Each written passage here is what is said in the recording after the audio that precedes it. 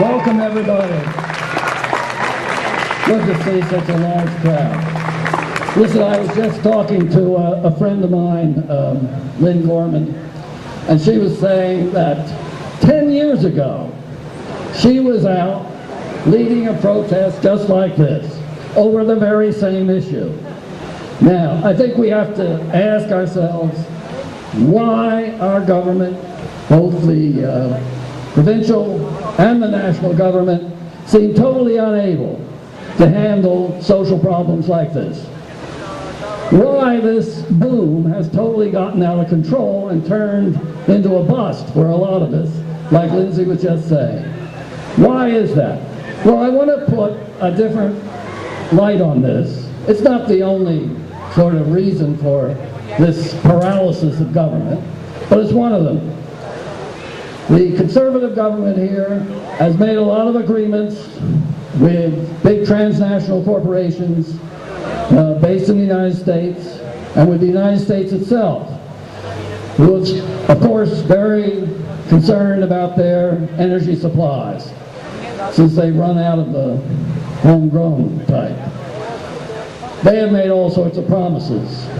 These are the people that the Stelmach government is afraid to disappoint.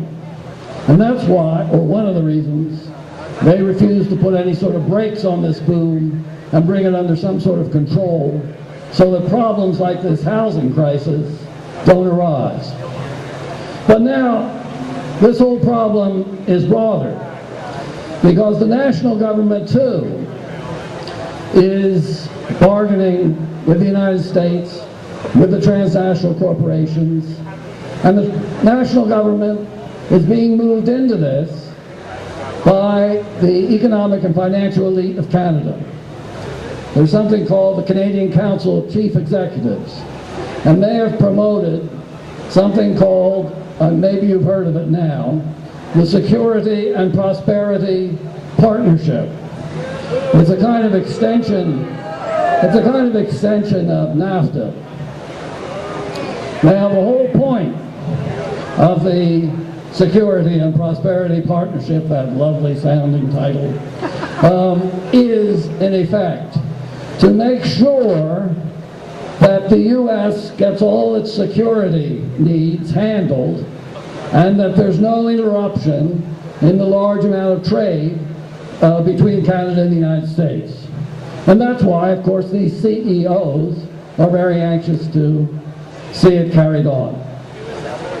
Beginning Monday, there's going to be a summit at Montebello. You may have heard about that. The leaders of Canada and the United States and Mexico will be there.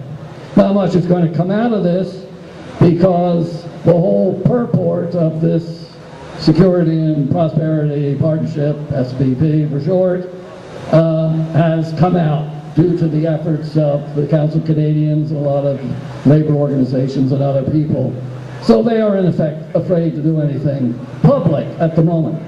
But this SPP is in effect the stealth bomber of those who want to integrate Canada with the United States economically and security-wise. And this is going to affect our energy resources. They're going to be committed to supporting the United States. It's going to affect what we do security-wise in terms of international travel, and that could have a big effect on civil liberties. And don't believe it when they tell you that water isn't on the table. It is. Our water is on the table because the United States desperately needs it, and it knows it's going to have an even worse need in the next decade. So I just want you to be aware that the same sort of forces which paralyzed the Alberta government are at work to paralyze our national government. And be alerted to this SPP. I know it hasn't gotten much play in the media until the last few days, but be on the alert for it.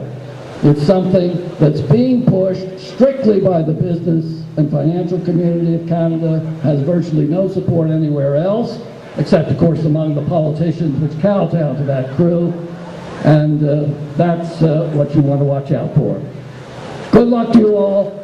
Let's hope we get some action on this issue.